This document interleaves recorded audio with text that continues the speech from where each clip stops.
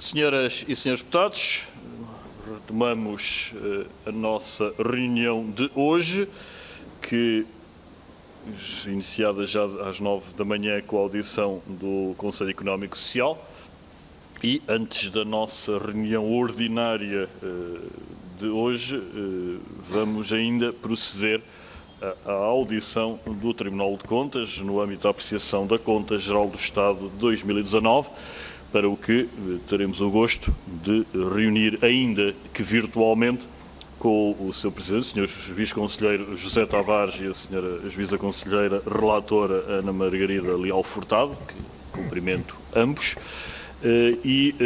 Antes de passar a palavra, se reiterar apenas os termos em que esta audição decorrerá. Portanto, ao Tribunal de Contas estão adstritos cerca de 10 minutos para uma explanação inicial, após o que passarei a palavra aos grupos parlamentares para colocarem as suas questões e falo-ão num período de aproximadamente 5 minutos, após o que devolverei a palavra ao Tribunal de Contas para prestar os esclarecimentos solicitados, agradecendo antecipadamente todas as informações que possam vir a ser prestadas. E, portanto, sem mais delongas, reitero os meus cumprimentos ao Sr. Presidente do Tribunal de Contas, Sr. Vice-Conselheiro José Tavares, saudação que estendo, obviamente, à Sra. Juíza Conselheira Relatora Ana Margarida Leal Furtado, e, de imediato, passo a palavra. Sr. Presidente, muito bom dia, a palavra é sua, faça favor. Muito obrigado, Sr. Presidente, senhoras e senhores deputados, Sr. Presidente e as senhoras e os senhores deputados sabem que é sempre uma grande satisfação estar nesta comissão, apresentar o resultado das nossas atividades, neste caso o parecer sobre a Conta Geral do Estado de 2019, que parece já um ano longínquo, não é? Atendendo às adversidades e a todos os efeitos económicos, financeiros e sociais que estamos a viver em decorrência da pandemia que nos afetou desde o início do ano 2020. Por isso, enfim, este parecer é um parecer que até poderá parecer estranho em alguns dos seus resultados, porque entretanto se passou um outro mundo, não é? No ano de 2020 e ainda no ano de 2021. O parecer sobre a Conta Geral do Estado relativamente a 2019 foi, como sempre, aprovado pelo Plenário Geral do Tribunal de Contas, que reúne todos os juízes conselheiros do Tribunal na sede e nas secções regionais, e que, portanto, é um documento que, digamos, responsabiliza todos os membros deste Tribunal. Se o Sr. Presidente e os senhores deputados me permitem, eu gostaria de, enfim, também começar por referir que hoje é um dia de festa aqui no Tribunal, porque a Secção Regional dos Açores do Tribunal de Contas comemora hoje 35 anos de existência.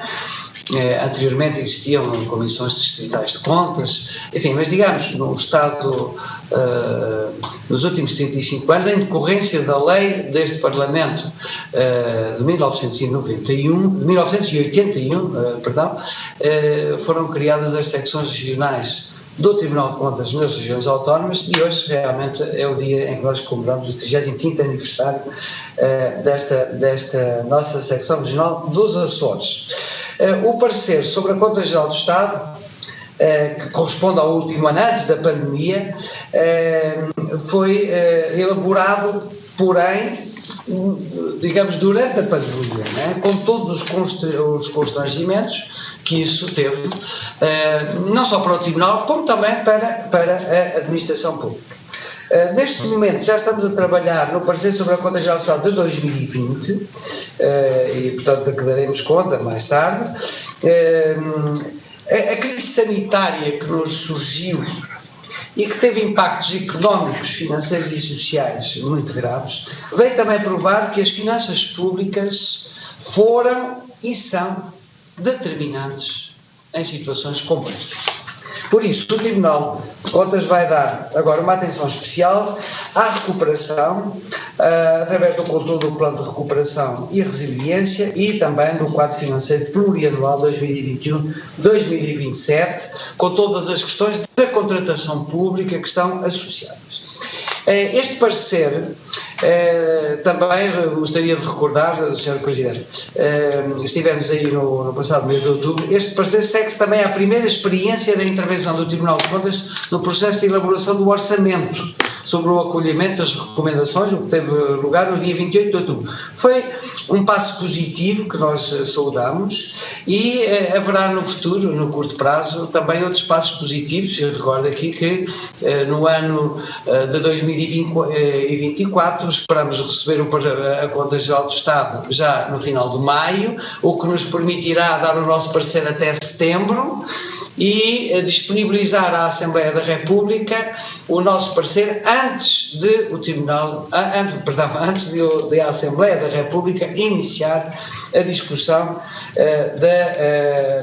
da proposta de orçamento para o ano de 2025. Portanto, será um grande momento esse que vai acontecer em 2024, penso eu. A Conta Geral do Estado é um documento de prestação de contas fundamental.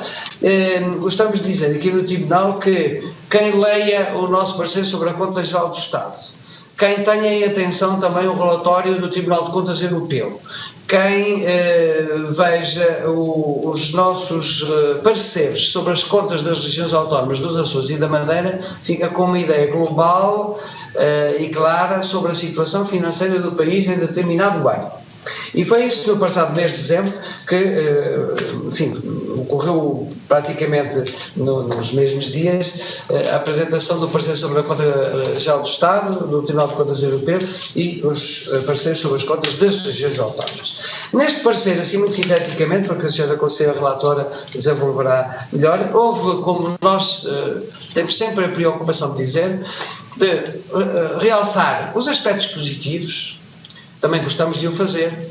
Gostamos também de sublinhar as debilidades e as fragilidades que existem e que podem ser melhoradas e também apontar recomendações que nos parecem úteis para a melhoria da gestão pública no futuro.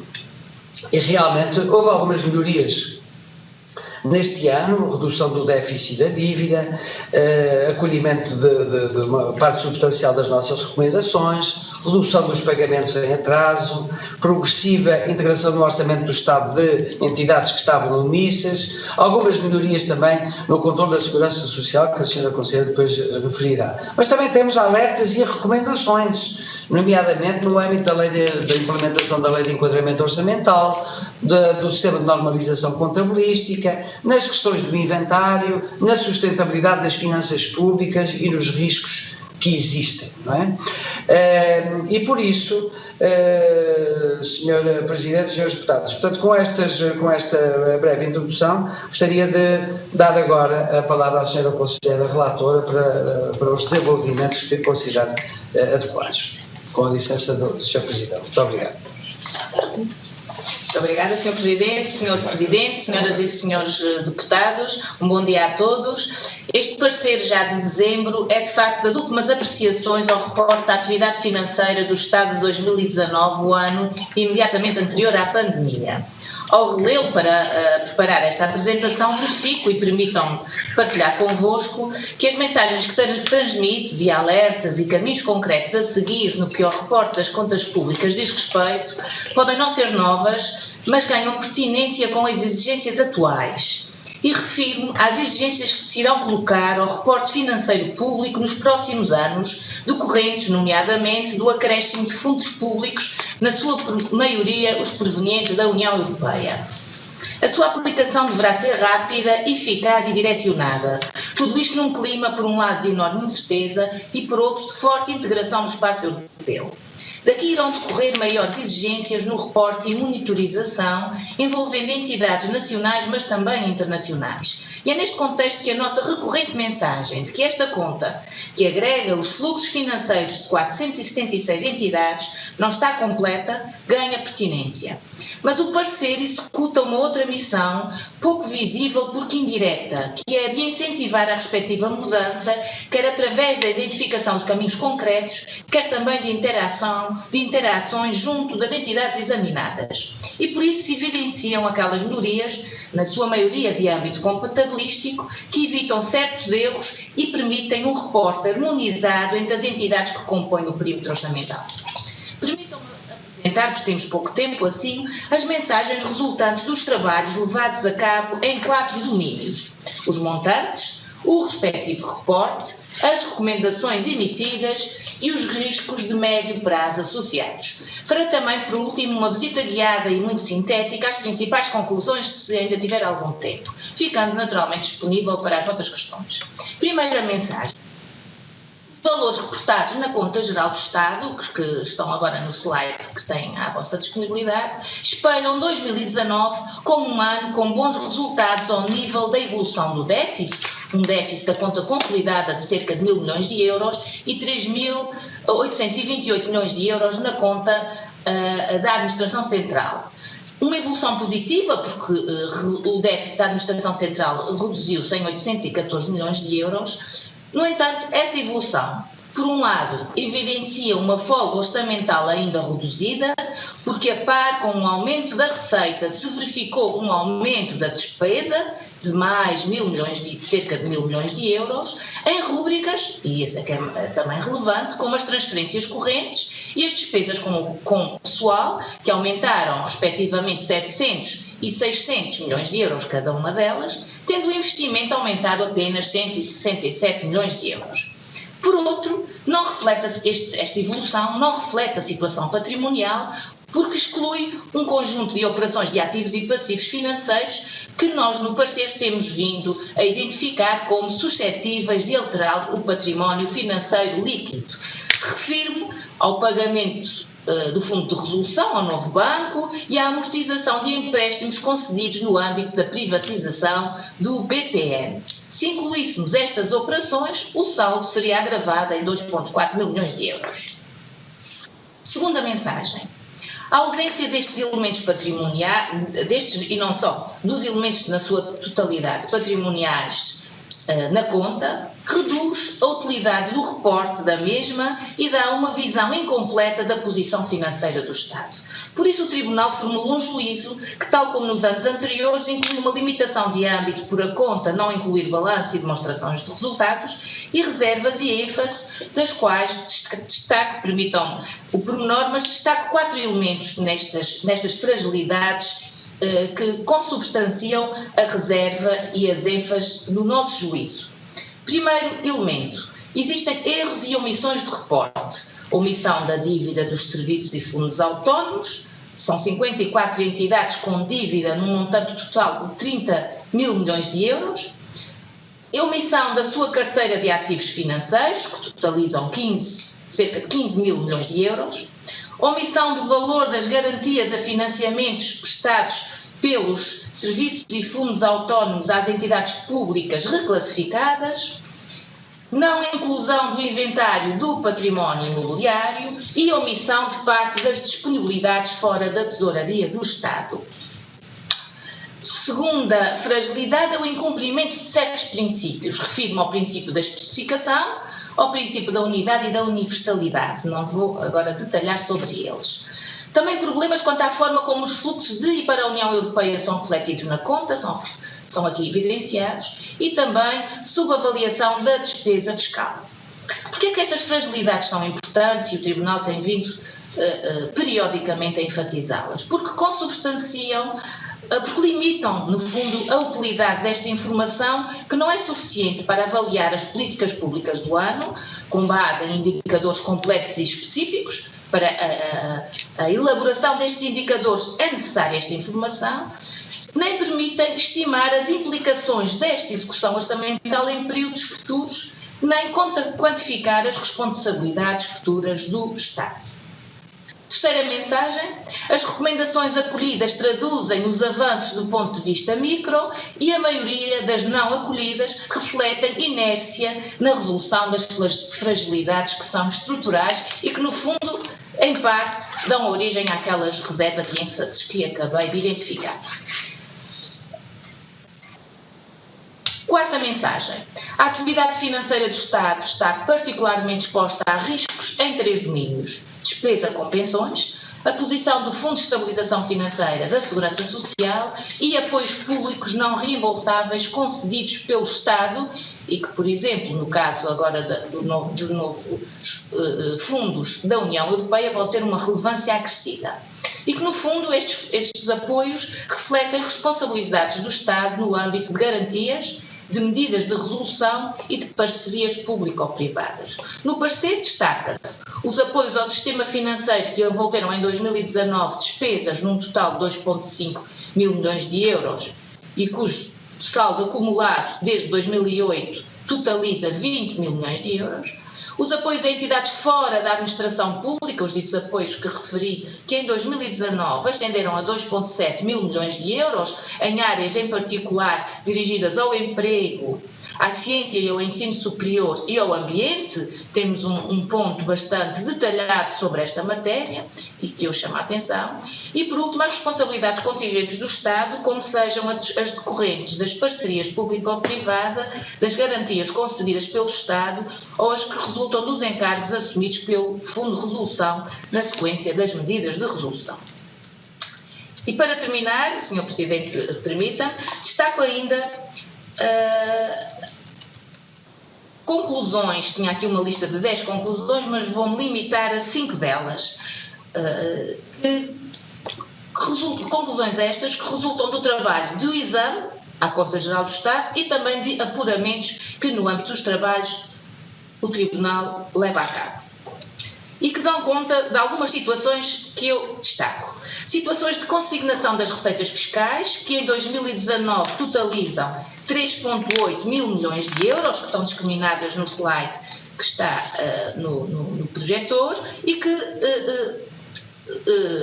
quantificam 8% da receita fiscal. Situações de dívida a cobrar coercivamente pela autoridade tributária e aduaneira, que continua a crescer, atingindo 21 mil milhões de euros, o equivalente a 45% da receita fiscal, no fundo que não é cobrada, estando 30% classificada como incobrável. Também dou nota de que a dívida consolidada em 2019 ascendeu a 238 mil milhões de euros, mesmo assim ainda 966 milhões de euros acima do verificado no ano anterior. Dou também nota de que o património financeiro e o património imobiliário, ambos valores não constantes da Conta Geral do Estado, o património financeiro ascendia a 108 mil milhões de euros e, como sabem, a importância do património financeiro tem muito a ver com implicações para o futuro, para as gerações vindouras. Estes valores são importantes acima de tudo para isso e são elementos em falta. E estes 108 mil milhões de euros são constituídos por participações societárias, sendo que 50% recaem em 3 empresas: Infraestruturas de Portugal, CP e Caixa Geral de Depósitos. Depois temos empréstimos, sendo que 51% também se encontram em 3 entidades, foram concedidos a 3 entidades: Fundo de Resolução, Parvalorum e Método do Porto.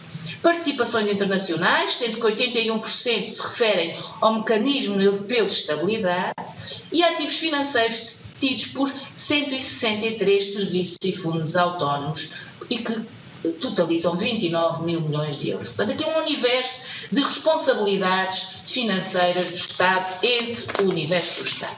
Ao nível do património imobiliário, as fragilidades identificadas no relatório por nós publicado em dezembro repercutem-se na conta, no reporte da conta da execução orçamental, com 87% do valor registado na execução orçamental omisso da conta.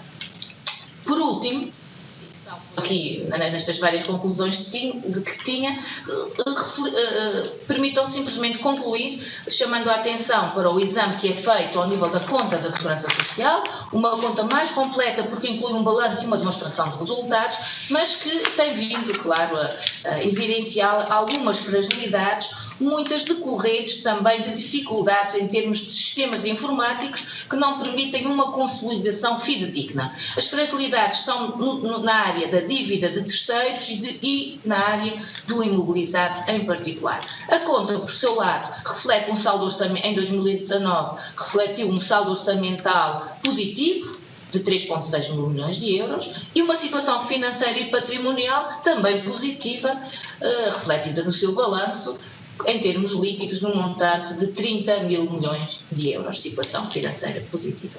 Muito obrigada, Sr. Presidente, muito obrigada pela vossa atenção. Muito obrigado eu à Sra. Conselheira Relatora Ana Margarida Leal Furtado e bem assim ao Sr. Presidente do Tribunal de Contas, Sr. Vice-Conselheiro José Tavares. Vamos então dar início à ronda de questões. Recordo então que aos grupos parlamentares são atribuídos até 5 minutos para formular as questões, agradecendo antecipadamente que as respostas se possam conter aproximadamente no mesmo período de tempo, obviamente não sendo exigível a quem responde demora exatamente o mesmo tempo que de quem formula as questões, por razões óbvias. Assim sendo, Sr. Deputado Nuno Sá, do Grupo Parlamentar do Partido Socialista, irá iniciar. Cumprimento e dou-lhe de imediato a palavra. Faça favor. Muito obrigado, Sr. Presidente. Queria começar por, em nome do Grupo Parlamentar do Partido Socialista, cumprimentar o Sr. Presidente do Tribunal de Contas e, na sua pessoa, todos os colaboradores e juízes do Tribunal de Contas e agradecer os contributos, designadamente o parecer elaborado. O ano de 2019 ficou marcado pelo abrandamento da atividade económica e do comércio a nível mundial. Existiram muitas tensões comerciais entre Estados Unidos e China e também conflitos geopolíticos que nos levaram a essa situação. Os bancos centrais, com políticas monetárias acomodatícias e alguns países com políticas orçamentais expansionistas, conseguiram ao longo do ano estabilizar a atividade económica. A Europa sofreu particularmente com o abrandamento dos mercados internacionais, e a procura interna foi o principal fator de crescimento económico, num contexto de condições de financiamento favoráveis, de aumento de rendimento disponível das famílias e de evolução favorável do mercado de trabalho, com a taxa de desemprego a reduzir na área do euro.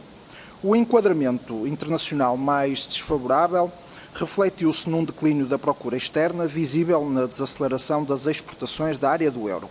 Em linha com o ciclo económico, a taxa de inflação desacelerou para o conjunto das economias avançadas em 2019 e para o conjunto da área do euro. Com uma grande incerteza e o abrandamento económico, as taxas de juro a curto prazo da área do euro mantiveram-se em níveis muito baixos. Foi neste contexto que aqui acabei de descrever que a economia portuguesa, em 2019, continuou a registrar um crescimento acima da área do euro pelo 4º ano consecutivo. Em 2019, o PIB cresceu, em termos reais, 2,2%. O investimento teve um comportamento muito dinâmico dentro da procura interna, registrou um crescimento de 6,3% em 2019. O consumo final das famílias aumentou 2,2%. As exportações cresceram 3,7% em 2019, menos que em 2018, devido à desaceleração do crescimento da componente dos serviços, porque o crescimento das exportações de bens permaneceu inalterado. Por seu lado, as importações cresceram 5,2% em 2019, aumentando menos do que em 2018, onde tinham crescido 5,7%.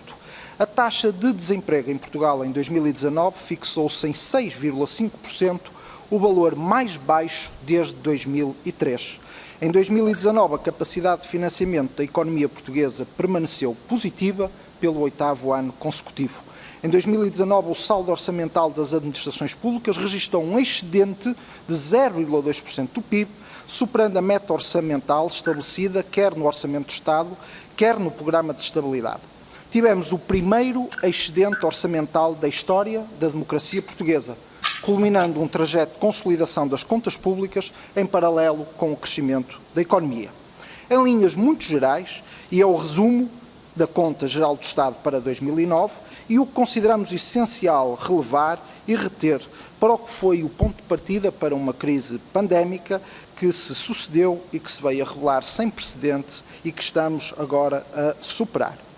renovando o agradecimento ao Tribunal de Contas pelo parecer que emitiu sobre a conta, reconhecendo a sua qualidade pelo pormenor e pelos contributos, e é sobre ele que irei falar agora.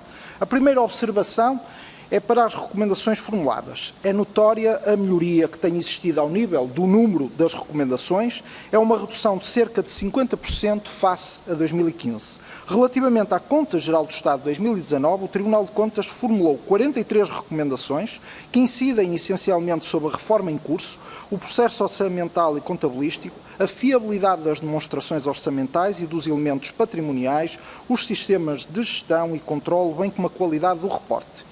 Gostaríamos que concretizassem onde estão as maiores fragilidades ou o que constitui as maiores lacunas no incumprimento destas recomendações. Também gostaríamos de aproveitar esta oportunidade para perceber melhor o alcance quando refere o Tribunal de Contas que, e cito, a apreciação da conta da Administração Central levou o Tribunal de Contas a formular uma limitação de âmbito devido à ausência de balanço e demonstração de resultados, bem como um conjunto de reservas e ênfases quanto à sua correção financeira e ao cumprimento da legalidade, porque a conta, cito novamente, não integra, nomeadamente, a execução orçamental de 7 entidades públicas e também não inclui informação de natureza patrimonial ao nível do património financeiro, da dívida, da tesouraria e ainda do património imobiliário cujo inventário se encontra por concluir. Apresenta uma desatualização do classificador económico das receitas e despesas, agravada desde 2012, com a entrada das entidades públicas reclassificadas no perímetro orçamental. Ora, interessa-nos perceber se, mesmo continuando a assinalar estas questões, o Tribunal de Contas tem notado algum dinamismo na melhoria do tratamento desta informação, ou se é uma situação que se tem vindo a manter inalterada. E é uma questão que aqui queremos deixar. No parecer do Tribunal de Contas, identificam-se problemas nos deveres de reporte, nomeadamente quanto ao património financeiro e imobiliário, e gostaríamos também de perceber se já existe uma estratégia de inventariação em curso para melhorar esta informação e assim corresponder ao objetivo e à melhoria que o próprio Tribunal de Contas aponta e que saudamos e deve ser alcançada. Por fim, e para terminar, relativamente à conta da Segurança Social, a apreciação levou o Tribunal de Contas a formular reservas e ênfases quanto ao cumprimento da legalidade e quanto à correção financeira e ao controle interno. A conta continua a refletir fragilidades, cuja superação depende de melhorias ao nível dos sistemas informáticos e dos procedimentos de controle interno, afetando em particular as áreas da dívida de terceiros e do imobilizado. Ora, face a esta consideração do parecer do Tribunal de Contas, gostaríamos, o Partido Socialista, de perceber a que fragilidades, se nos puderem indicar de forma mais objetivas, a que fragilidades a que se refere o parecer do Tribunal de Contas nesta parte. Por limitação de tempo, termino aqui, estas são questões essenciais, agradecendo a qualidade e os contributos de excelência deste parecer do Tribunal de Contas. Muito obrigado. Muito obrigado, Sr. Deputado Nuno Sá. A palavra então ao Tribunal de Contas, presumo que não sou o Sr. Presidente, Sr. Juiz Conselheiro José Tavares, mas obviamente gerirá as intervenções. Faço favor. Muito obrigado, Sr. Presidente. Em primeiro lugar, gostaria de agradecer as palavras do Sr. Deputado Nuno Sá, dirigidas ao Tribunal de Contas e a este parecer sobre a Conta Geral do Estado. Como eu disse inicialmente, o Tribunal registra sempre que as verifica as melhorias que encontramos, registra as fragilidades que também encontramos, mas sempre na perspectiva construtiva de ajudar a superá-las, e por isso as nossas recomendações que se dirigem, nós temos consciência disso, a um universo de organismos da Administração Central. Não se dirige apenas ao A ou ao B, mas a um universo enorme de organismos da administração pública que importa depois seguir no dia-a-dia da nossa atividade. Portanto, as recomendações são recomendações dirigidas a toda a administração pública, e todos têm um papel a desempenhar para que consigamos encontrar as melhores soluções. E como eu referi, em 2024, eu estou ansioso por esse momento, não só para ver o nosso parecer com a possibilidade de ser apresentado em setembro, mas também, e é o outro ponto essencial, a certificação da Conta Geral do Estado. Se nós pudermos, em 2024, elaborar além do parecer, a certificação da Conta Geral do Estado, Isso é um momento muitíssimo importante e que implica, e tem subjacente, a superação das fragilidades que a senhora conselheira Ana Leal Furtado apontou. E é claro que tudo isto depois entronca também numa outra visão das finanças públicas, que, como vimos, são determinantes, foram determinantes nesta crise e são sempre determinantes, e de que hoje nós não podemos ver as finanças públicas numa perspectiva só de receitas e de despesas. Como dizia o professor Gaston Gess, existem despesas, é preciso cobri-las, não é? Ou alguns autores que historicamente dizem a história das finanças públicas é a história do déficit e da dívida. Não é. Hoje a história das finanças públicas é também isso, mas é também a história do bem-estar social, da boa decisão financeira e das despesas públicas justas, digamos assim, não é? E é nisso que nós temos falado, se formos ver bem ao longo deste ano, temos falado nestes ingredientes que as finanças públicas hoje têm de ter. E com isto, se o Sr. Presidente permite, dava a palavra à Sra. Conselheira Ana Leal Furtado. Muito obrigada, Sr. Presidente. Obrigada ao Sr. Deputado pelas suas questões, que são bastante abrangentes, digamos assim. Eu, sobre a primeira questão, sobre a questão das recomendações, eu segui um bocadinho a linha também do Sr. Presidente, dizendo que de facto não consigo identificar uma que seja mais importante do que a outra. São recomendações, na sua maioria, pertinentes, todas elas com um elevado grau de importância, abrangente várias entidades, vários anos, várias estruturas, umas mais estruturais, outras mais pontuais, umas mais do ponto de vista contabilístico. Por isso é que nós também, ao longo dos anos, temos tido o trabalho, digamos assim, de as elencar e de as dividir em temáticas. Portanto, temos recomendações sobre a reforma em curso, são cruciais. Temos recomendações sobre o processo orçamental, que é todo aquele processo de reporte que antecede a elaboração do orçamento e depois da própria conta, onde incentivamos um reporte detalhado e completo. Temos um conjunto depois de recomendações focadas na própria contabilização dos números que estão por detrás da Conta Geral do Estado, dos diversos mapas, que têm a ver com atualizações do classificador orçamental, que têm a ver com inclusão de todas as entidades que devem reportar, tem a ver com operações com entidades fora do perímetro orçamental, tem a ver com operações, fluxos de operações das novas entidades públicas reclassificadas, portanto um universo com regras de reporte que nem sempre são os mais compatíveis com as regras do reporte dos serviços integrados. Depois temos um conjunto de recomendações que têm a ver exatamente com a fiabilidade dos elementos patrimoniais, aquilo que origina a nossa limitação de âmbito, que é a conta não inclui informação patrimonial. Temos um conjunto de recomendações que têm a ver com sistemas de gestão e controle e que estão muito ligados à questão dos sistemas de informação digitais, não é? Onde, de facto, nós tentamos também incentivar em que haja um investimento e uma atualização constante, de forma a dar resposta às nossas exigências, não é? E depois também temos, claro, um conjunto de recomendações que têm a ver com a transparência, portanto, que é necessária, portanto, que são valores que vão para além, muitas vezes, das necessidades que legalmente são exigíveis. E, portanto, sobre a questão das recomendações, não posso identificar uma mais importante do que outra. Sobre a questão mais objetiva, sobre as limitações que foram evidenciadas na conta da Segurança Social, eu poderei informar o Sr. Deputado que, de facto, são recorrentes aquelas fragilidades ao nível da contabilização das dívidas de terceiros. Destaca-se a impossibilidade de validação do valor da dívida de contribuintes relevada no balanço, a sobrevalorização do saldo da dívida de prestações sociais, deficiências nas provisões para cobrança duvidosa de contribuintes e inexistência de registro de dívidas incobráveis de clientes e de juros vencidos de dívida contributiva.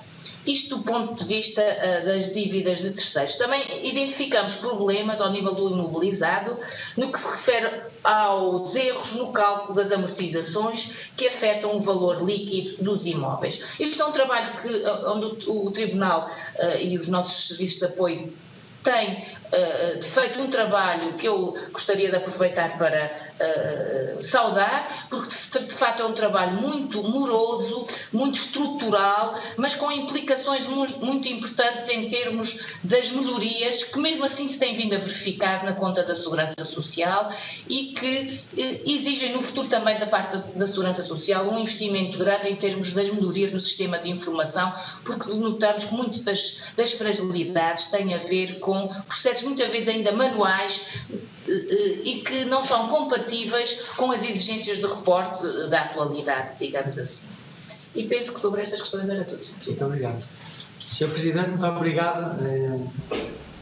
Está à disposição, naturalmente, para mais algum aspecto.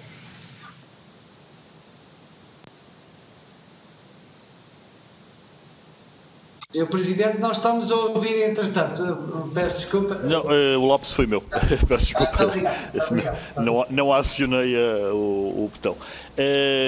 Agradecer ao Sr. Presidente e à Sra. Juíza Conselheira Relatora, prosseguindo as questões a colocar, agora a palavra ao Grupo Parlamentar do Partido Social Democrata, ao Sr. Deputado Jorge Paulo Oliveira. Cumprimento e a quem de imediato a palavra. Faça o Sr. Deputado. Muito obrigado, Sr. Presidente. Cumprimento em nome do Grupo Parlamentar do Partido Social Democrata, o Sr. Presidente do Tribunal de Contas, Juiz Conselheiro José Tavares e a Sra. Juíza Conselheira e Relatora Ana Margarida Leal Furtado. Sr. Presidente, a primeira constatação que retiramos do vosso parecer é que, à semelhança do ano passado, o mesmo é bastante crítico sobre a Conta Geral do Estado apresentada pelo Governo e bastante preocupante pelas reservas e ênfase sobre a legalidade, correção financeira e controle interno, que descreve, tais como a ausência de balanço e demonstração de resultados, omissão de entidades na execução orçamental, incorreta especificação de operações de receita e da despesa, omissão da dívida pública dos serviços e fundos autónomos no estoque da dívida pública, do inventário do património imobiliário e das garantias prestadas por serviços e fundos autónomos, não inclusão de informação completa e integrada sobre património financeiro, disponibilidades fora da tesouraria do Estado em incumprimento do princípio da unidade de tesouraria, subavaliação da despesa fiscal por benefícios fiscais para além da despesa fiscal por quantificar, e podíamos continuar. Ora, tendo em conta aquilo que referi, os erros que referi, mas também muitos outros que a Sra. Juíza Relatora teve o cuidado de explanar na sua intervenção inicial, a pergunta que se impõe é de saber até que ponto é que esta Conta Geral do Estado é fiável e até que ponto é que esta Conta Geral do Estado é transparente. Até porque o próprio Tribunal de Contas formula 43 recomendações com vista a superar essas limitações e reservas e que, como já aqui foi referido, incidem sobre a implementação da reforma das finanças públicas em curso, mas que tarda em materializar-se o processo orçamental e contabilístico, a fiabilidade das demonstrações orçamentais e dos elementos patrimoniais, os sistemas de gestão e controle, bem como a qualidade do reporte. Depois, podemos constatar que permanecem por acolher 15 recomendações formuladas em anos anteriores, ou seja, o equivalente a 26%, e o que nós gostaríamos de saber é o que é que o Tribunal de Contas pensa sobre o contraditório oferecido pelo Governo neste domínio. Dito isto, Sr. Presidente, gostaríamos de centrar a nossa atenção no excedente orçamental, não podia deixar de ser, ainda que este excedente orçamental seja de reduzida expressão, e que a Conta Geral do Estado espelha, Portanto, nós gostaríamos de fazer esta análise correndo-nos da leitura do relatório que acompanhou a proposta de Orçamento de Estado para 2019. E, de acordo com esse relatório, este excedente seria acompanhado de uma redução do esforço fiscal dos portugueses. Mas o que a realidade nos mostra é que em 2019 a carga fiscal, pelo contrário, aumentou 0,1 pontos percentuais face a 2018 e levando-a para um novo máximo de 34,7% do PIB. Lemos neste mesmo relatório que aquele excedente era conciliável com uma trajetória sustentável da redução da dívida pública. Pois bem, o rastro da dívida pública em percentagem do PIB baixou, é um facto. Mas, em termos nominais, o valor da dívida pública foi de 250 mil milhões de euros, ou seja, um valor superior ao verificado em 2018. Conforme a senhora juíza conselheira teve o cuidado de referir, a dívida pública consolidada aumentou 966 milhões de euros. Olhando para os pagamentos em atraso, não podemos deixar de notar que o prazo médio de pagamentos de todas as entidades públicas permaneceu em 57 dias, o número de entidades da administração pública com prazo de pagamento superior a 60 dias permaneceu nas 52 entidades e destas, 22 apresentam um prazo médio de pagamento superior a 180 dias. 6 meses. 6 meses. Ora, nós sabemos que os elevados níveis de prazo médio de pagamento penaliza a tesouraria dos fornecedores do Estado e onera o custo dos bens e serviços adquiridos e, portanto, pagamentos com prazo médio de pagamentos superiores a 180 dias ou superiores a 60 dias não são aceitáveis. Podemos ainda ler no mesmo relatório que este excedente orçamental seria acompanhado de um crescimento do investimento público, crescimento público este que deveria atingir a casa dos 4.853 milhões de euros, o equivalente a uma subida de 10% face a 2018 e que deveria corresponder a 2,3% do PIB. Mas o que a realidade nos mostra não é isto. O que a realidade nos mostra é que em 2019, face ao projetado, ficaram por investir aproximadamente 1.000 milhões de euros e a taxa de execução face ao Orçamento de Estado ficou em 44,4%. Significa isto, portanto, que o resultado obtido no saldo foi assim conseguido, em larga medida à custa da capacidade e à qualidade da prestação de serviços públicos ao cidadão, e isso tem, naturalmente, a sua gravidade e tem aqui que ser referenciado.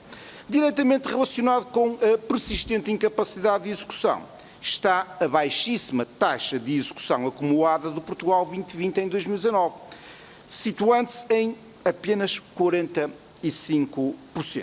Advertindo o Tribunal de Contas que isto vai colocar pressões muito sérias até 2023, o último ano em que os fundos podem ser mobilizados. Tanto mais que a utilização destes fundos concorre com a das programadas no quadro da recuperação da economia pós-pandemia. Ora, tudo isto, Sra. Juíza Conselheira, Sr. Presidente, é de veras preocupante.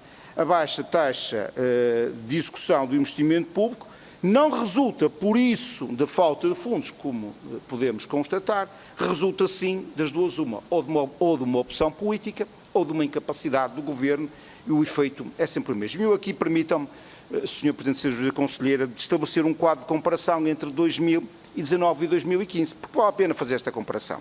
O investimento público em 2015 foi de 4.045 milhões de euros. Estamos a falar em termos absurdos. Em 2019, esse valor ficou nos 4.015 milhões de euros. Ou seja, ainda assim conseguiu ser inferior em 30 milhões de euros.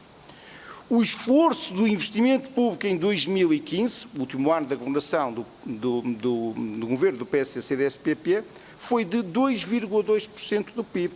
Em 2019, esse valor fixou-se por uns meros 1,9% do PIB. E tudo isto acontece, e é bom recordar, tudo isto acontece, ou melhor dizendo, em 2015, Portugal estava sob procedimento de déficit excessivo, sujeito a fortíssimas restrições em termos daquilo que era a sua política orçamental, circunstância que, felizmente, não se verifica hoje, mas que não justifica, de facto, estes baixos níveis de execução do investimento público, com as consequências que sabemos que todos têm para a vida das pessoas e das empresas. Muito obrigado. Muito obrigado eu, Sr. Deputado Jorge Paulo Oliveira. A palavra, então, ao Tribunal de Contas. Faço favor, Sr. Presidente. Muito obrigado, Sr. Presidente. Gostaria de agradecer as palavras do Sr. Deputado Jorge Paulo Oliveira. O Sr. Deputado, se bem entendi, acabou por fazer, enfim, fez todas as considerações que considerou pertinentes, mas creio que só nos fez uma pergunta direta, digamos assim, que é saber se a Conta Geral do Estado de 2019 é fiável e transparente, não é? E relativamente, enfim, aos outros aspectos, enfim, fez considerações que estão referidos no nosso relatório e parecer, e portanto, relativamente quanto às considerações de teor político do Sr. Deputado, evidentemente não as irei comentar. Mas eu diria, Sr. Deputado, Sr. Presidente, Srs. Deputados, que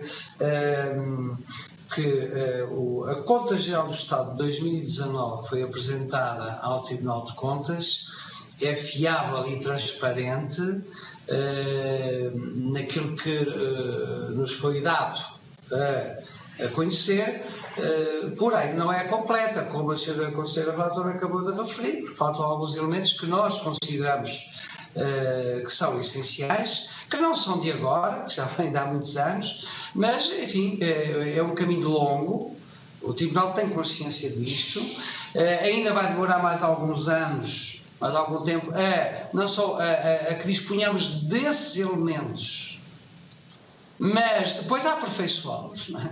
Eu já há mais de 20 anos que ouço falar do inventário do Estado, Srs. Deputados.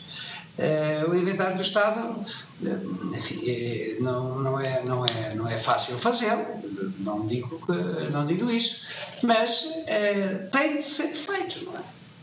Nós não podemos certificar a Conta Geral do Estado sem dispormos de elementos fiáveis sobre essa matéria, não é? E, portanto, temos de fazer isso. É um serviço público essencial e importantíssimo para as finanças públicas, para a solidez das finanças públicas. As nossas recomendações, enfim, o Sr. Deputado também o referiu, as nossas recomendações são sempre muito bem pensadas e concebidas e são seguidas. Nós acompanhamos as nossas recomendações até serem acolhidas, ou, não sendo acolhidas, qual a justificação para o seu não acolhimento. Verificamos que há muitas recomendações que em cada ano são acolhidas. Também temos consciência, o Tribunal tem consciência de que há muitas recomendações que não podem ser satisfeitas num só ano. Mas é por isso que o Tribunal continuará sempre a segui-las até ao fim. Há aqui uma sequela do Tribunal que não deixa as recomendações. Aliás, devo realçar também aqui o importantíssimo papel que a Assembleia da República tem tido neste domínio para acompanhar o Tribunal nesta sua preocupação, sendo certo que as recomendações são sempre apelos a que se siga um determinado caminho que para o Tribunal se considera que é o melhor caminho. E por isso, estes aspectos, relativamente ao Portugal de 2020, gostaria de dizer também o seguinte ao Sr. Deputado. Os fundos, o quadro financeiro plurianual, que agora está a terminar, e o que vai começar, e o plano de recuperação e resiliência, são aspectos muito importantes e preocupantes da vida do Tribunal. Vamos dar uma importância especial ao plano de recuperação e resiliência, ao quadro financeiro plurianual e, até ao final deste quadro financeiro plurianual que está em execução, posso dizer ao Sr. Deputado que nós vamos elaborar um relatório sobre a execução do quadro financeiro plurianual 2014-2020. Estamos a trabalhar justamente nisso e até estamos a trabalhar num outro sentido, em conversas que tenho tido com a Sra. Conselheira Relatora, que é o de extrair lições da execução do quadro financeiro plurianual 2014-2020 não só para o plano de recuperação e resiliência, mas também para o quadro financeiro plurianual que vai ser executado, cujo início vai ser executado em breve. E, portanto, temos de extrair lições, nós próprios também, aqui no Tribunal de Contas, também para esse efeito, e, portanto, vamos ver no final da vindima, aqui utilizando até o lavar dos cestos, a vindima, qual será a taxa final de execução. Senhora Conselheira, não sei se deseja completar. Não. Senhor Presidente, Senhor Deputado, não sei se fui ao encontro das preocupações do Senhor Deputado, mas se não fui, estou à disposição do Senhor Deputado. Muito obrigado, Sr. Presidente. A palavra agora ao Grupo Parlamentar do Bloco de Esquerda, ao Sr. Deputado Ricardo Vicente. Sr. Deputado, faça favor, a palavra é sua. Obrigado, Sr. Presidente. Um primeiro agradecimento aos representantes do Tribunal de Contas que hoje nos apresentaram todos estes dados. Em 2019, verificou-se um excedente orçamental pela primeira vez em democracia. Aquilo que é claro, quando se olha para as contas de 2019, é que esse brilharete do Partido Socialista foi conseguido com falta de transparência e com sacrifício dos serviços públicos. O que verificamos é que, mais uma vez, assistimos a um exercício de subavaliação de receitas e sobreestimação de despesas, que o próprio Tribunal de Contas aponta como fragilidades do processo orçamental e que diminui a sua transparência perante este Parlamento e perante os portugueses e que danifica a qualidade do debate democrático. Neste exercício, o maior sacrificado tem sido o investimento público. E, no seu parecer, o Tribunal de Contas indica que, uma vez mais, a execução desta rúbrica ficou muito aquém do previsto no orçamento. É, aliás, indicado em concreto que, em 2019, a taxa de execução do investimento, excluindo concessões, foi de 55%, de onde é destacada a fraca execução nos transportes e comunicações, na saúde e na segurança e ordem públicas. Foram mais de 1.000 milhões de euros que ficaram por gastar. O ano passado, a propósito da Conta Geral do Estado de 2018, onde se verifica exatamente o mesmo problema, o Bloco de Esquerda questionou o Tribunal de Contas pelos motivos que poderiam explicar esta fraca execução do investimento público. Na altura, foi indicado que o Tribunal de Contas iria aprofundar estes motivos no futuro. Portanto, a questão mantém-se. Teve, entretanto, o Tribunal de Contas a oportunidade de verificar e aprofundar as razões por trás desta constante fraca execução do investimento público? Questiono. A segunda questão prende-se com uma insuficiência apontada pelo Tribunal de Contas, que também já vem de anos anteriores. O facto de, cito, continuar por concretizar a inventariação dos bens imóveis do Estado e não está assegurada uma estratégia integrada de gestão do património imobiliário. Fim de citação. Mais, ainda é apontado que a plataforma criada para a inventariação destes imóveis possui fragilidades estruturais a vários níveis e que nem os objetivos do último programa de gestão e inventariação deste património aprovado para o período 2009-2012 foram atingidos. Ora, dada a importância deste inventário, não só para as contas públicas, mas também enquanto instrumento para políticas públicas de habitação, questionamos o porquê da estagnação destes processos. Que explicações obteve o Tribunal de Contas junto das entidades responsáveis? E se foi obtida alguma expectativa de evolução concreta a curto e a médio prazo?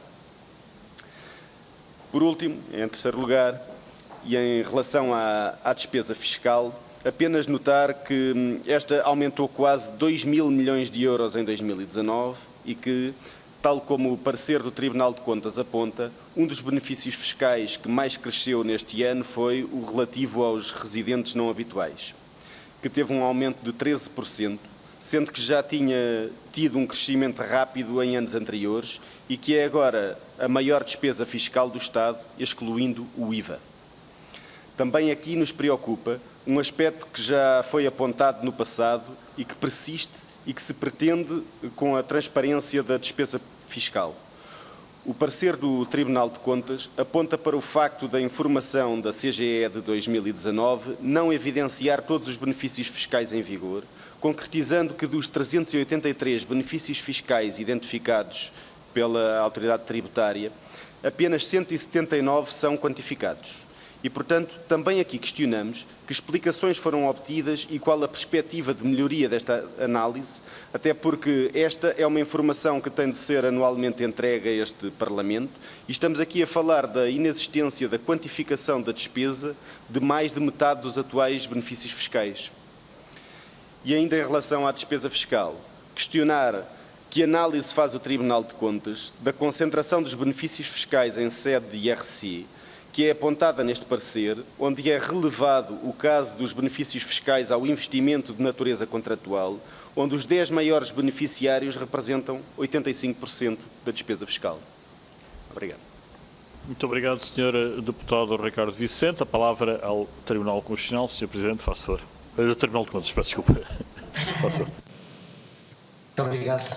Muito obrigado, Sr. Presidente. Agradeço também as palavras do Sr. Deputado Ricardo Vicente sobre as questões que o Sr. Deputado põe, enfim, para além dos complementos que a Sra. Conselheira Relatora entenda por bem fazer. Gostaria de referir ao Sr. Deputado que, relativamente à inventariação, que, como disse, é um processo longo, não é? Que já vem de há muitos anos e que, enfim, tem sido dados alguns passos, evidentemente não podemos ignorá-los, mas é uma matéria que o Tribunal também não vai deixar. Todos os anos, os senhores deputados, esta Comissão terá, nos nossos pareceres, um capítulo sobre esta matéria. E temos realizado auditorias todos os anos sobre este ponto e continuaremos a fazê-lo. Posso já garantir que no parecer sobre a Conta Geral do Estado, relativamente ao ano 2020, teremos, digamos assim, o seguimento que foi dado a estas matérias. Podemos acrescentar, porque já estamos também, digamos assim, a trabalhar no seguimento daquilo que referimos em 2019, que o Sr. Ministro das Finanças constituiu um grupo de trabalho para, digamos, também ir ao encontro. Eu sei que naturalmente serão preocupações também do Sr. Ministro das Finanças, mas para ir que vão ao encontro das preocupações do Tribunal no sentido de ser concretizada esta inventariação do nosso património imobiliário.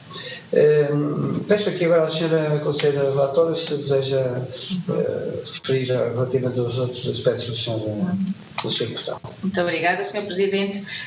Portanto, sobre a questão do património imobiliário, pronto, de facto, posso simplesmente concretizar que as fragilidades são estruturais e recorrentes, basicamente tem a ver com sistemas de informação. Sabemos que está em curso na Direção-Geral do Tesouro e Finanças um reforço do sistema de informação de forma a permitir essa inventariação do património imobiliário.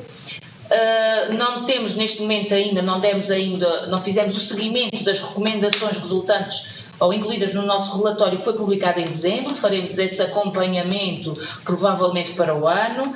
Sabemos que existe esse grupo de trabalho e será com todo o cuidado e rigor que iremos continuar a acompanhar. Para além desta questão, desta fragilidade que tem a ver com os sistemas de informação, há também um trabalho que nós recomendamos sempre arduamente, que é a articulação com as outras entidades que possuem essa informação. Portanto, este atraso, esta inércia que nós, Tribunal de Contas, temos vindo a registar, que tem a ver com contabilização de informação patrimonial, prende-se não só com a questão destes investimentos que são necessários em termos de sistemas de informação, mas também com a questão de estratégia e uma questão de governação. Portanto, é não só necessário possuir os sistemas de informação, como é necessário ter uma estratégia de utilizar esses sistemas de informação, de articular entre as diversas entidades. E tem sido esta uma pedra-chave nas nossas recomendações, que é de incentivar a que haja uma articulação adequada entre as diversas entidades ao nível da troca de informação, uma estratégia articulada, organizada e pensada para além do investimento nos sistemas de informação. É algo que nos preocupa e que vamos continuar a acompanhar. Ao nível da despesa fiscal da questão colocada, portanto, o parecer dá conta que está em curso a criação de uma unidade que irá acompanhar o processo de criação, monitorização e avaliação dos benefícios fiscais, e nós, no parecer da Conta Geral do Estado de 2020, tencionamos dar conta dos progressos alcançados com essa unidade técnica especializada para o efeito, que nos foi respondido em sede de contraditório que seria criada em resultado das recomendações por nós colocadas. Obrigado, senhora. Muito obrigado, Sra. Presidente, Sra. Juíza Conselheira. A palavra agora ao Grupo Parlamentar do Partido Comunista Português, ao Sr. Deputado Duarte Alves, quem dou de imediato a palavra. Faço força. Muito obrigado, Sr. Presidente. Queria começar por cumprimentar o Sr. Presidente do Tribunal de Contas, José Tavares, a Sra. Juíza Conselheira Ana Furtado, relatora deste parecer. De facto, há aqui várias matérias, enfim, que não vamos poder abordar, mas concentrando-nos em alguns aspectos do parecer do Tribunal de Contas. Em primeiro lugar, a questão da execução da despesa. Nós aqui, de facto, temos verificado que o investimento público tem sido a principal variável de ajustamento que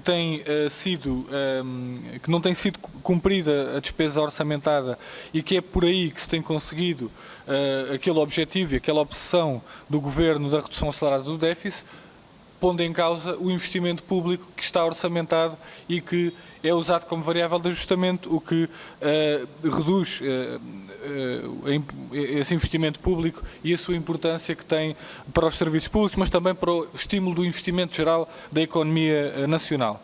Queria também abordar a questão das parcerias público-privadas. O Tribunal de Contas identifica várias dificuldades no acompanhamento das PPPs, a certificação do respectivo universo de contratos. Esta é uma questão que surge já em vários pareceres. Uma informação cada vez mais insuficiente para assegurar essa certificação, que revela um risco material de falta de controle desse universo pelo Estado, é também revelado no parecer do Tribunal de Contas. A avaliação do cumprimento das finalidades essenciais das PPPs continua por reportar, ou seja, não há um reporte de qual é a finalidade de cada uma das parcerias. Continuam também por referir os impactos nas contas públicas nacionais dos encargos líquidos suportados e a suportar com os PPPs e outras concessões e, sobretudo, chamava a atenção para este aspecto que é revelado no parecer do Tribunal de Contas, subsiste uma desproporção incompreensível entre os encargos líquidos das PPPs pagos pelos parceiros públicos, que se cifram em 13.500 milhões de euros ao longo de 8 anos, e o investimento realizado pelos parceiros privados de apenas 3.682 milhões de euros. Portanto, se compararmos um valor com o outro, estamos a falar de menos de um quarto. Se compararmos o valor de 2019 entre os encargos públicos de 1.543 milhões e os encargos privados de 146 milhões, estamos a falar quase de 10 vezes menos aquilo que são os encargos suportados pelos privados que estão nestas parcerias. E, portanto, esta desproporção é, de facto, assinalável e não é explicada. E, portanto, gostaríamos de saber também se no exercício de contraditório alguma vez foi explicado por parte do Governo porque esta desproporção que é aqui assinalada pelo Tribunal de Contas. Outro aspecto que tem sido também debatido tem a ver com os apoios à banca, seja o novo banco, seja ainda os resquícios do BPN. Estamos a falar de 2.556 milhões no ano 2019 e, portanto, valores que precisam também de uma outra justificação na conta. E um aspecto que é revelado e que, aliás, se cruza com a anterior audição que tivemos aqui relativa ao novo banco, que tem a ver com a forma de registro deste valor, que continua a ser indevidamente inscrito como ativo financeiro as despesas com o auxílio prestado ao Fundo de Resolução de 1.149 milhões de euros para o novo banco. Ora, é preciso clarificar, de facto, além deste parecer da Conta Geral do Estado, temos o outro parecer do Tribunal de Contas relativo ao novo banco, que demonstra claramente que estamos a falar de recursos públicos e que, portanto, devem ser inscritos na conta como tal e, portanto, gostaríamos também de ouvir mais alguma especificação sobre esta matéria. Os benefícios fiscais é, de facto, outra matéria de grande relevância. De facto, houve um crescimento da despesa fiscal, ou seja, daquilo que não é recolhido em impostos por conta dos benefícios fiscais e ainda que destes 13 mil milhões de euros que são despesa fiscal, reporta-se apenas a 179 dos 383 benefícios em vigor. Gostaríamos de saber se há alguma estimativa para todo o outro universo de benefícios fiscais que não são aqui evidenciados na Conta Geral do Estado e porque é que não são evidenciados também. Em relação ao crescimento do benefício fiscal referido a residentes não habituais de 72 milhões de euros, um aumento de 13%, gostaríamos também de saber se há alguma explicação para esta matéria e depois também gostaríamos de suscitar, até aproveitando o facto de haver neste momento um grupo de trabalho sobre estas matérias, acerca de uma questão que é pouco referida, aliás no relatório do Tribunal de Contas também não a vemos propriamente muito especificada e que tem a ver com as taxas liberatórias especiais, ou seja, a possibilidade que existe de determinados rendimentos não serem englobados no IRS e, portanto, ser-lhes aplicada uma taxa única, independentemente do nível de rendimento, e até que ponto é que não podemos também considerar estas taxas liberatórias não englobadas como uma forma de benefício fiscal que efetivamente traz uma despesa fiscal. Se nós tivermos dois contribuintes com o mesmo nível de rendimento, mas que a fonte desse rendimento é diferente, por exemplo, um é rendimento de trabalho, o outro é rendimento de capital, e esse rendimento de capital está sujeito a uma taxa liberatória que lhe permite não incorporar esse rendimento no IRS, o que vamos ter são dois contribuintes com o mesmo rendimento e que são taxados com taxas efetivas diferentes. Ora, neste caso, podemos considerar que há aqui também uma despesa fiscal para o Estado, porque a existência dessa taxa liberatória, a não obrigatoriedade de englobamento, leva a que haja uma menor receita fiscal para o Estado. E, portanto, gostaríamos de saber também se está a ser feita alguma análise desta matéria, porque, de facto, parece-nos que deve ser estudada também esta questão das taxas liberatórias à luz de um conceito de despesa fiscal. Aliás, se o Tribunal de Contas considera como o IVA, a taxa reduzida, uma despesa fiscal, também perguntamos se considera que as taxas liberatórias podem ser aí também enquadradas. Por fim, a questão da inventariação dos imóveis do Estado é uma questão que também já foi aqui referida e que merece também uma maior explicação, não só relativamente aos imóveis do Estado, como também é referido à ausência de informação sobre a localização de bens móveis, impossibilitando o seu controle físico. E, portanto, gostaríamos também de saber se esta falta de inventariação de imóveis do Estado está a ser suprida, porque, de facto, é importantíssimo que o Estado conheça o seu património, seja ele mobiliário ou imobiliário, para que possa também ter uma gestão mais correta do seu património. Obrigado. Muito obrigado, Sr. Deputado Duarte Alves. Passo então a palavra ao Tribunal de Contas. Faça o Sr. Presidente. Muito obrigado, Sr. Presidente. Sr. Deputado Duarte Alves fez-nos aqui, apresentou-nos aqui muitas questões, enfim, que daria para estarmos aqui o dia todo a falar, não é? E todas muitíssimo importantes e estruturais. Muitas delas têm, enfim, a ver com questões que nos são muito caras, como sejam as questões da sustentabilidade e da equidade intergeracional no âmbito das finanças públicas, não é? E a sua plurianualidade, e portanto são pontos que o Sr. Deputado pode ter a certeza que o Tribunal nunca deixará para segundo plano, porque são realmente estruturais nas nossas finanças públicas, tal como são estruturais outras preocupações que não estão, enfim, digamos, claramente refletidas neste parecer, mas que preocupam o Tribunal e que também têm natureza estrutural e relacionadas com a sustentabilidade e equidade intergeracional, como sejam todas as questões relacionadas com a demografia, a natalidade, a esperança média de vida e os respectivos impactos na educação, escolas, professores, ou na saúde, hospitais, serviços de saúde, cuidados continuados, ou até na segurança social também, com as questões das pensões, da idade de aposentação, experiência média de vida e tudo isso. São questões que nos deixam permanentemente, digamos assim, em preocupação, porque são estruturais para o nosso futuro. E o Sr. Deputado realmente referiu-se aqui, nomeadamente, a estas questões, quando se refere aos apoios à banca, ao novo banco. Sr. Deputado, relativamente ao novo banco, nós posso dizer que reiteramos, evidentemente, a nossa auditoria, que apresentámos a esta Comissão há pouco tempo, e o que posso dizer aos senhores deputados é que o Tribunal continua a trabalhar nas questões relacionadas com o novo banco e, portanto, já está a desenvolver outras ações. Aliás, a solicitação da Comissão de Orçamento e Finanças e, portanto, temos bem presente a solicitação que Vossas Excelências fizeram ao Tribunal e, portanto, é uma matéria que não deixará de estar também no centro das nossas preocupações, além de todas aquelas que eu referi, incluindo o Plano de Recuperação e Resiliência e dos europeus.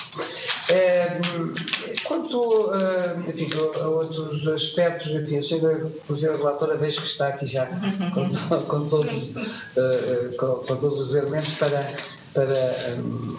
responder. Eu passaria a palavra à senhora conselheira relatora. Muito obrigado. Obrigada, Sr. Presidente. Pois, de facto, as questões são todas muito pertinentes, algumas dão-nos margem para aprofundar os nossos trabalhos, uns em curso e outros que se irão iniciar. Sobre a questão dos benefícios fiscais, é uma questão bastante técnica. Eu remeto, se calhar, para o Código, não é? Essas questões têm que seguir, são feitas essa análise do que é benefício fiscal, do que não é à luz do Código. E julgo que é essa complexidade que também nos permite emitir recomendações no sentido de aumentar a transparência e no sentido de exigir e de incentivar a que toda esta criação de novos benefícios fiscais seja sempre acompanhada de justificação económica, social, das estimativas das receitas e das motivações e dos impactos da respectiva criação dos benefícios fiscais em vigor. A questão das taxas liberatórias especiais, não sendo englobada no IRS, penso que segue o Código, não é? Mas, de qualquer maneira, é algo que poderemos vir a analisar com mais pertinência, porque, de facto, sobre algumas matérias nós somos mais objetivos, como disse bem, na questão da taxa reduzida do IVA. Sobre a questão do registro, do errado registro dos pagamentos que o Fundo de Resolução faz ao novo banco, nós temos sido objetivos e continuaremos a ser. O próximo parecer voltará a recomendar e talvez até com mais pertinência esta correção na respectiva contabilização dos pagamentos do Fundo de Resolução ao novo banco. Porque em contabilidade patrimonial esse registro não é feito de forma adequada e, aliás, em contradição com o registro que é feito pelo Fundo de Resolução em contabilidade, portanto, a orçamental não é feito de forma adequada, em contradição com a forma como é feita em termos de contabilidade patrimonial. Pronto, e é tudo, Sr. Presidente. Muito obrigado, Sr. Presidente. Sr. Deputado, muito obrigado.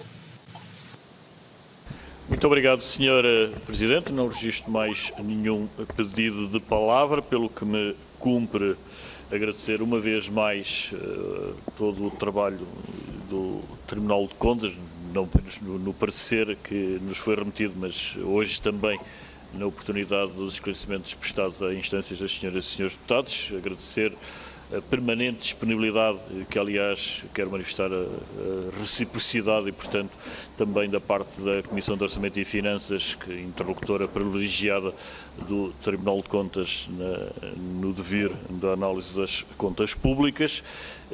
Senhor Presidente e Senhora Conselheira Ana Margarida Leal Furtado, agradecer a presença e dar então Sr. Presidente, posso dizer era isso, e dar obviamente a palavra ao Sr. Presidente, era isso mesmo, dando a oportunidade de se despedir. Sr. Presidente, faça favor, a palavra é sua. Muito bem. Muito obrigado, Sr. Presidente, senhoras e senhores deputados. Uma palavra final, apenas, enfim, para além de agradecer a forma como sempre somos recebidos nesta Comissão, gostaria de aproveitar os momentos finais para informar os senhores e os senhores deputados, que o Sr. Presidente já sabe, que nos próximos dias 21 e 22 de junho, da parte da manhã, vamos realizar e organizar em conjunto com o Tribunal de Contas Europeu uma conferência sobre a gestão, controle e a responsabilidade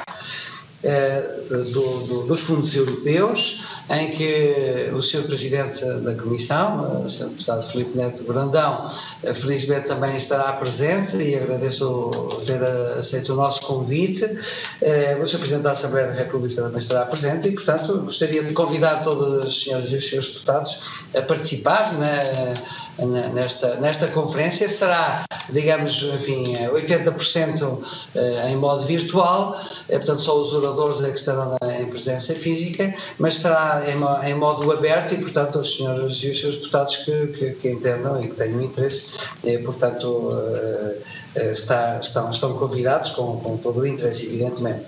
E por último, Sr. Presidente, enfim, quando o Sr. Presidente e quando a Comissão entender oportuno, teria muito gosto em receber aqui uma visita no Tribunal da Comissão de Orçamento e Finanças, e em particular para uma visita ao nosso arquivo histórico, porque é um arquivo com muito interesse, enfim, e podíamos aproveitar para trocar impressões sobre outros assuntos de interesse da Assembleia e do Tribunal. E, portanto, era tudo. Muito obrigado mais uma vez por tudo. Muito obrigado. Muito obrigado, Sr. Presidente. Reiterar os meus agradecimentos e estender os agradecimentos também a esse convite que acaba de ser formulado e que corresponderemos seguramente com gosto. Esperamos todos que esta tenha sido a última interação com o Tribunal de Contas por modo virtual. Será uma boa notícia se assim se confirmar. Todos temos essa expectativa e, portanto, agradecendo uma vez mais ao Sr. Presidente e à Sra. Juíza Conselheira Relatora a disponibilidade e a presença, damos por encerrado este ponto da ordem de trabalhos. Muito continuação de um ótimo dia e prosseguiremos depois, então, nós já na Comissão de Orçamento e Finanças com a agenda ordinária da reunião semanal. Então, está encerrado este ponto da ordem de trabalhos. Obrigado.